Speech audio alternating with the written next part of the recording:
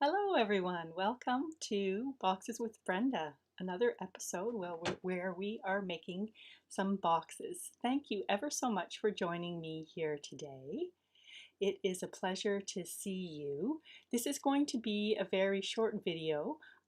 Instead of showing you how to put them together, I'm just going to talk briefly about a couple of these boxes because these boxes here I made as prototypes for a friend of mine, Sandy. She has a jewelry company and she packages her jewelry on business cards.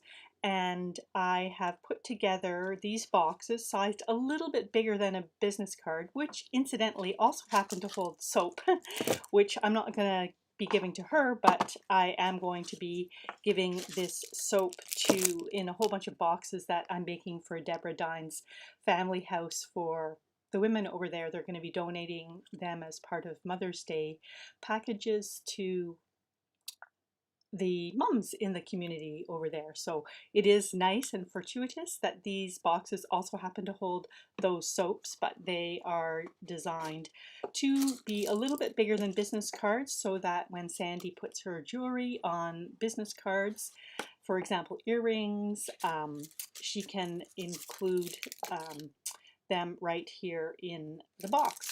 Now, let me get on to sharing with you a little bit about the dimensions of this box. Let me put it a little bit bigger. So the boxes themselves, the tops are sized at 2 3/4 by 3 3/4 by 1 1/4. Okay, and they're made from 3 3/4 by 8 3/4 paper. The tops those are the tops, and the bottoms are sized at 2 5/8 by 3 5/8 by 1 1/4.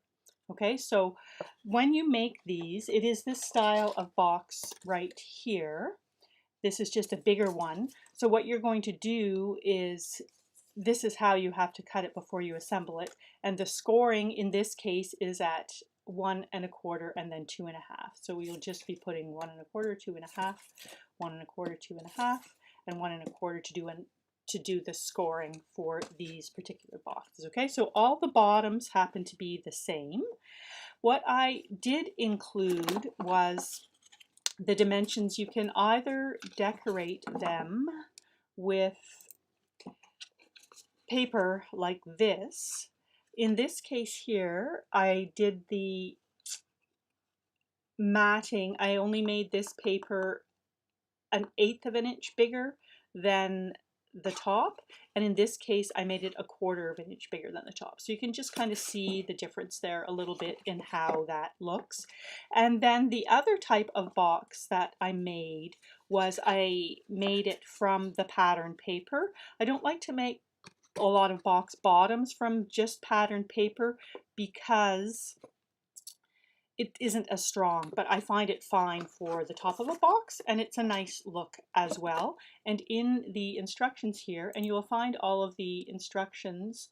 So what I've done is I've included the sizing instructions for the two pieces or the two designs of paper that go on the top, and then I've also included in the directions here that you can find over at the Creative Treats Community Facebook group. You can upload the PDF for that and make some of these yourself, but I have also included the instructions on how to make this from the